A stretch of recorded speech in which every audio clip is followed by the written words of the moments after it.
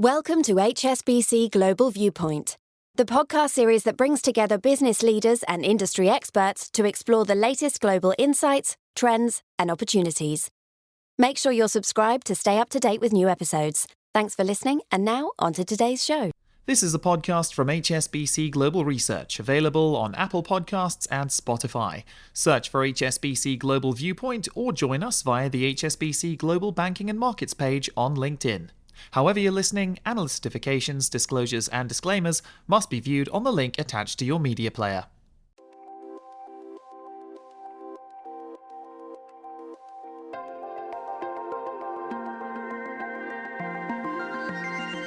Hello and welcome to Under the Banyan Tree with me, Herald van der Linde, Head of Asia Equity Strategy at HSBC. On the podcast today, new leadership and tighter regulations in Asia's largest economy. China's National People's Congress has drawn to a close. We're going to talk through the key takeaways of this event with two members of our China economics team, Jing Liu, she's the Chief China Economist, and her colleague, Greater China Economist Erin Zin. It's a story that takes us from the seat of national power to the everyday lives of working citizens in China. And it's coming up right here, under the Banyan Tree.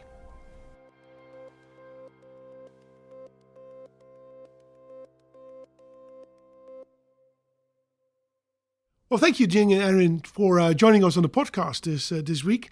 We're going to talk about the NPC, the National People's Congress. Jing, let's kick off with you. What is this actually? What is this forum? Thank you, Herald, for having us. So this is a National People's Congress, basically held once every year, usually in March. And the legislators in the country will gather together, decide the important things, including the growth target and lots of other targets, as well as important legislation to be introduced to the country in the coming year. This year is special too, because every 5 years, China will have the government reshuffle. So this year we have the new appointment of all the important state institutions, including the premier, vice premiers, and also PBOC governor and other important ministers. Okay, well, let's unpack that first then. So what are some of these key important appointments that have come through? The new premier is Li Qiang, who used to be the party secretary of Shanghai. Mm-hmm. And previously, he has been basically either party secretary or governor in the Yangtze River Delta region. Yeah, I think he's in the past worked with Xi Jinping in that region, correct? Yes, yeah, right. Exactly. And another two vice premiers also come from the Politburo Standing Committee, mm-hmm. including He Lifeng, who used to be the director of National Development and Reform Planning, Commission. Yeah, that's right. And Ding Xuexiang, who's also holding the high-ranking position and worked with President Xi for a long time. Mm-hmm. Also, at the minister level, several positions are retained, including the PBOC Governor Yi Gang, Finance Minister Liu Kun, as well as Commerce Minister Wang Wentao. That was a bit of a surprise, right? Because the market expected there would be changes, as normally happens, but clearly they've decided that on the economic team that they want some stability or continuity.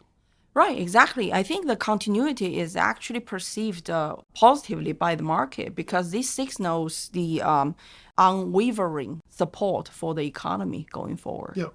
So, Erin, in the discussions that the two of you are having with other economists, what are some of the key topics that people are looking at with regards to this NPC? So one of the key takeaways from the NPC is around the GDP target. Yeah. So there's a lot of focus around that. And this year, the GDP target came at around 5%, which kind of missed expectations. We had expected they would set something at above 5%. So I think that there was some initial reaction that, maybe they're taking the foot off the gas and stepping back. But that's actually not the case. When we look into some of the details, like the fiscal budgets, there's actually more expansionary fiscal support there. They've increased the special local government bond issuance. That typically goes to infrastructure investment, which was a key driver for growth last year. So they're really trying to continue some of these drivers there. So they remain a kind of a pro-growth mentality.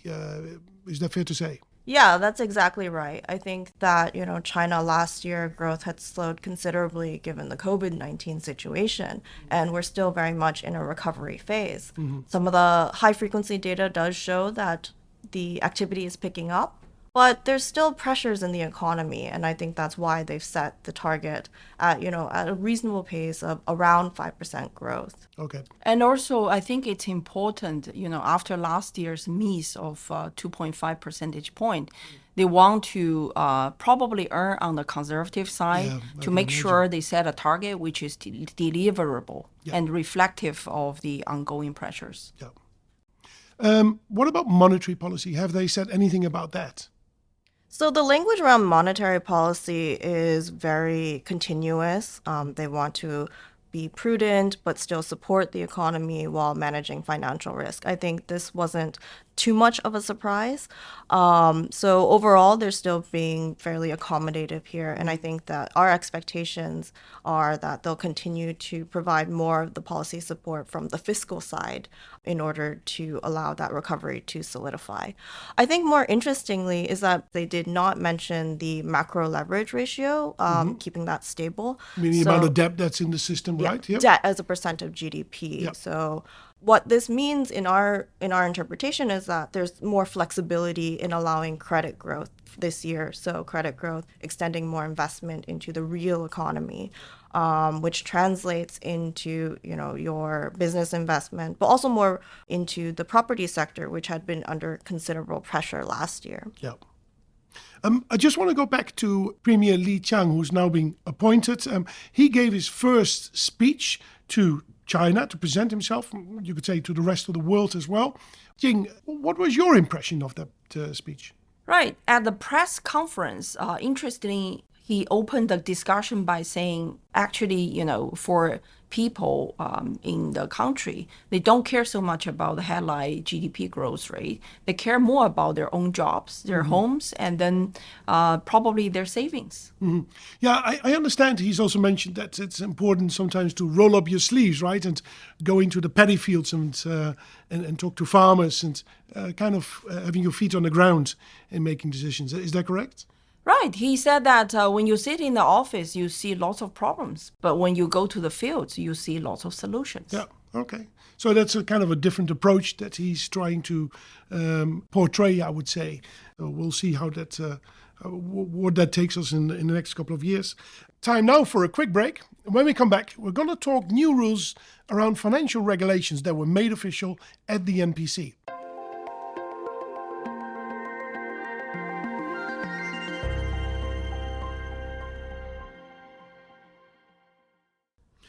So, Jing, there's also been talk about institutional change. What does that really mean? What are they talking about? Right. So this time, the NPC approved the restructuring, reorganization of the ministries under the State Council, and several important changes, including, upgrading the ministry, which looks after the technology innovation, industries, etc., and also to establish a new data bureau. And the third one, probably most closely to the capital market, is overhaul of the financial regulatory regime. Yeah, and I believe the idea is to have a new kind of supervisory body that is going to be established over time as well, right? That's right. That's part of the change. Actually, in the overhaul, we will see PBOC from now on will specialize in monetary policy and macroprudential policies. And this newly established regulatory administration will be in charge of the microprudential regulation for all but the securities sector.